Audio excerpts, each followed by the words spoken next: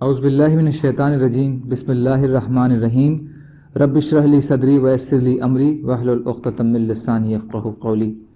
ریاض الصالحین حصہ اول، احادیث نبی صلی اللہ علیہ وسلم۔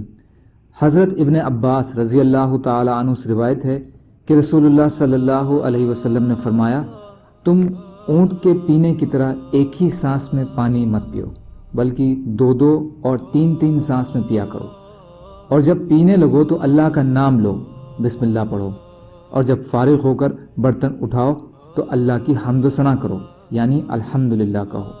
ترمذی، حدیث حسن ہے۔ فائدہ: اس حدیث میں بھی ایک ہی سانس میں مشروب پینے کی مناہی ہے۔ حضرت ابو قتادہ رضی اللہ تعالی عنہ سے روایت ہے کہ نبی اکرم صلی اللہ علیہ وسلم نے اس بات سے منع فرمایا کہ برتن میں سانس لی جائے۔ بخاری اور مسلم۔ آپ صلی اللہ علیہ وسلم کی مراد یہ ہے کہ وہ پیتے وقت خود برتن کے اندر ہی سانس لیا جائے، یہ منع ہے، برتن سے منہ ہٹا کر سانس لینا چاہیے۔ فائدہ: اس کی حکمت اور فائدہ واضح ہے کہ برتن کے اندر ہی سانس لینے میں اندر کی بدبو یا دھول وغیرہ پانی میں مل جائے گی، جس سے انسان کراہت بھی محسوس کرتا ہے اور یہ چیز صحت کے لیے بھی مضر ہے۔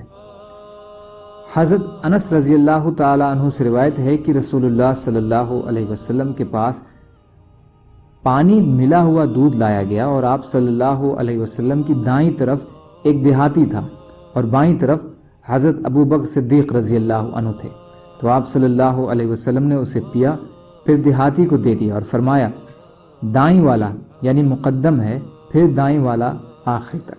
بخاری و مسلم۔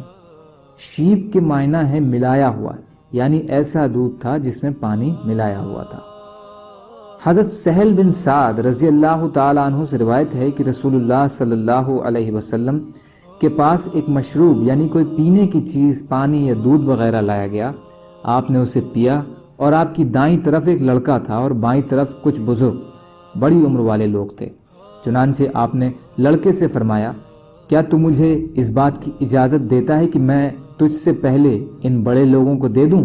تو لڑکے نے کہا، نہیں، اللہ کی قسم، میں آپ سے ملنے والے اپنے حصے میں کسی کو ترجیح نہیں دوں گا۔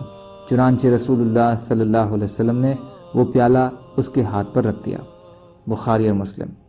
فائدہ: یہ حدیث اس سے پہلے بھی گزر چکی ہے۔ اس مقام پر شیخ البانی نے لکھا ہے کہ متاخرین میں جو یہ مشہور ہے کہ حاضرین مجلس میں سب سے بڑی عمر والے شخص سے شروع کرنا سنت ہے، یہ صحیح نہیں ہے۔ اسی طرح امام نووی رحمۃ اللہ علیہ کی یہ بات صحیح نہیں ہے کہ بانٹنے والا اپنے آپ سے شروع کرے اور اس کے بعد ترتیب وار طریقے سے لوگوں میں تقسیم کرے، بلکہ حدیث میں نبی اکرم صلی اللہ علیہ وسلم کے پہلے پینے کا جو ذکر ہے تو اس کی وجہ سے یہ ہے کہ آپ صلی اللہ علیہ وسلم نے یہ مشروب اپنے لیے طلب فرمایا تھا، اس وجہ سے آپ صلی اللہ علیہ وسلم ہی کو وہ سب سے پہلے پینا تھا، ورنہ اگر ایسی صورت نہ ہو تو حدیث میں لکھے ہوئے کی شروع دائیں طرف سے کریں اور پھر ترتیب وار طریقے سے تقسیم کرتا چلا جائے۔ اسی لیے شیخ البانی فرماتے ہیں کہ امام نووی رحمۃ اللہ علیہ کا بعد میں بانٹنے والا اپنی دائیں طرف سے شروع کرے، یہ صحیح نہیں۔ اس کے بنا پر صرف یہ کہا جائے کہ برتن کو دائیں طرف سے باری باری گھمانا پسندیدہ ہے۔ اللہ تعالیٰ کہنے سننے سے زیادہ عمل کی توفیق عطا فرمائے۔